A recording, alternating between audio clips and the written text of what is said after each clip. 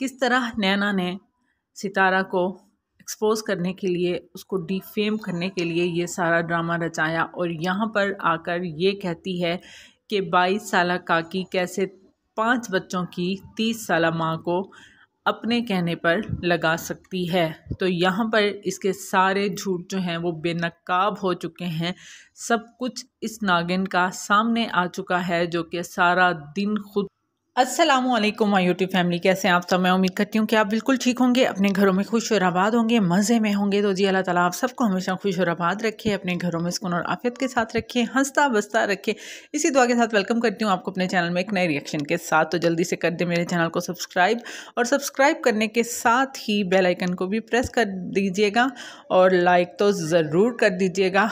और साथ में कमेंट करके ज़रूर बताइएगा, अपनी राय का इजहार ज़रूर कीजिएगा। तो चलते हैं अपनी वीडियो की तरफ। एक इंसान तभी स्ट्रेस में चला जाता है जब उससे कोई मिस्टेक हुई हो, बहुत बड़ी मिस्टेक हुई हो और उससे गिल्ट में वो चला जाता है। तो ऐसे ही हुआ था हमारी 22 साला बच्ची नैना के साथ भी, जो कि बहुत ही हर वक्त वाईटी पर रोती धोती रहती थी और अपने आप को दिन रात मजलूम साबित करने की कोशिश करती रहती थी और दिन रात अपने आप की सफाइयाँ देती रहती थी। मतलब कि जब एक इंसान का अंदर साफ़ हो, उसका ज़मीर जो है वो साफ़ हो, उसने कोई गिल्ट ना हो, उसमें उसको ये पता हो कि उसने कोई गलत काम नहीं किया, तो उसको क्या ज़रूरत है लोगों को आकर अपनी सफाइयाँ देने की, अपने आप को क्लियर करने की। और इस बात को 6 से 7 महीने हो गए हैं और अभी तक जो है वो उसकी कोई ना कोई इस तरह की वीडियो आती रहती है, ख़ुद को क्लियर करने के लिए आती रहती है। तो ऐसा क्या माजरा है, क्यों इसके पीछे नैना जो है हर वक्त कई बार जो है वो इस तरह से सॉरी भी कर चुकी है कि मैंने सितारा के साथ ये गलत किया है। इसका मेन रीज़न क्या है, इसके पीछे की सारी प्लानिंग क्या है और किस तरह से नैना ने ये सब कुछ करवाया जो हम इतने महीनों से देख रहे हैं, जो सितारा इतने महीने से सह रही है या उसके जो सपोर्टर्स हैं वो इतने महीने से इस पर कर रहे हैं काम। तो ये सारा का सारा फैलाया हुआ मैस जो था वो इसी नैना का था। और हालांकि जो सितारा हेटर्स थे उन्होंने बहुत कोशिश की नैना को बचाने की, बहुत ज़्यादा, मतलब कि दिन रात उन्होंने इसी बात को जो है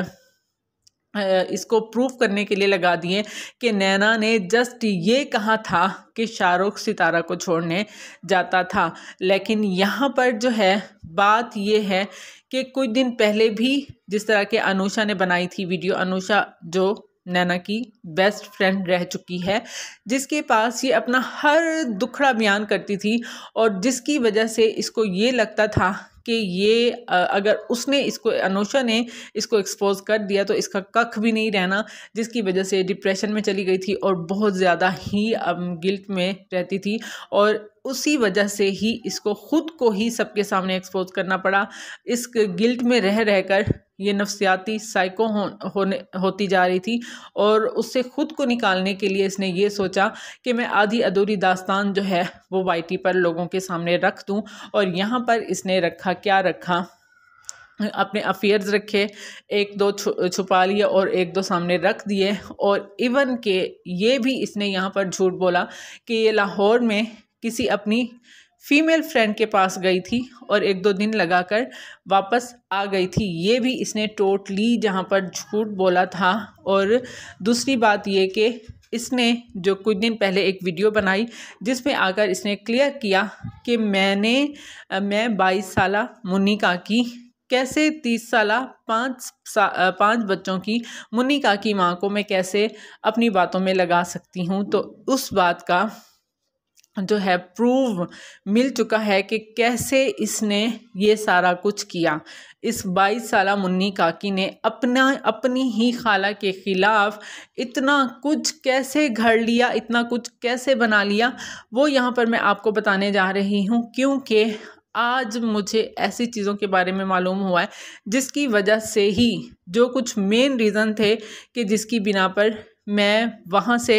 हटकर, हेटर से हटकर मैं यहाँ पर आ गई थी। और उसमें कुछ कुछ बातें मुझे मालूम हुई थी जिसकी बिना पर मुझे ये सारा कुछ जो है, और मैं आज भी मैं कहती हूँ कि आज भी मुझे अगर सितारा गलत लगेगी तो मैं उस पर भी बात करूँगी, ठीक है ना। मैं जो हूँ अब बिल्कुल भी मैं किसी को सपोर्ट नहीं कर रही हूँ। मुझे जहाँ पर जो जो गलत लगेगा मैं उसके ख़िलाफ़ बात करूँगी, ठीक है ना। तो जिस तरह से अब हम देख रहे हैं नैना बेचारी बन के आ रही हैं, दुपट्टा भी अब एक आध दिन लिया है, सुबह को दुपट्टा ले लेती हैं, रात को वो डांस डूंस करके दिखा देती हैं, दिन को चुम्मियाँ बप्पियाँ शप्पियाँ कर लेती हैं और रात को वो लोगों के साथ बाहर घूमती हुई नज़र आती हैं। मतलब कि अल्लाह ताला ने जो इंसान के लिए, एक मुसलमान के लिए जो रिश्ता बनाया है हस्बैंड और वाइफ का, उनका जो रिलेशन है वो अल्लाह ने यही बताया हुआ है कि अपना मतलब जो जानवर होते हैं उनको खुलेआम देखा जाता है कि वो जो कुछ मर्ज़ी करते रहें, लेकिन इंसान के लिए एक ये तमीज़ है उसकी, चाहे वो किसी भी मज़हब से, किसी भी कंट्री से वो जो है रखता हो ताल्लुक़, लेकिन उसके लिए यही होगा कि हस्बैंड और वाइफ का जो रिश्ता होता है वो इस तरह का होता है कि वो सबसे हमें छुपा कर रखना पड़ता है। मतलब कि हमारी जो फीलिंग्स होती हैं वो हमें अपने घर में रूम्स में ही अकेले में ही शेयर करनी होती हैं, दुनिया को नहीं दिखाना होता, ठीक है ना। इसको इंतहाई बेहयाई और बदतमीज़ी तस्लीम की जाती है, जो कि यहाँ पर आकर वो दिखाती है पूरी दुनिया के सामने अपने हस्बैंड को बप्पियाँ जप्पियाँ डालकर और पता नहीं क्या कुछ कर कर, जबकि सबको पता है कि हस्बैंड वाइफ हैं तो यकीनन ये सारा कुछ तो होता ही होगा, लेकिन दुनिया को यहाँ पर दिखाने की ज़रूरत क्या है, यहाँ पर अभी तक मुझे ये बात समझ नहीं आई। आपको आए तो ज़रूर प्लीज़ मुझे बताइएगा। और दूसरी बात ये कि यहाँ पर बात जो मैं करने जा रही हूँ वो ये कि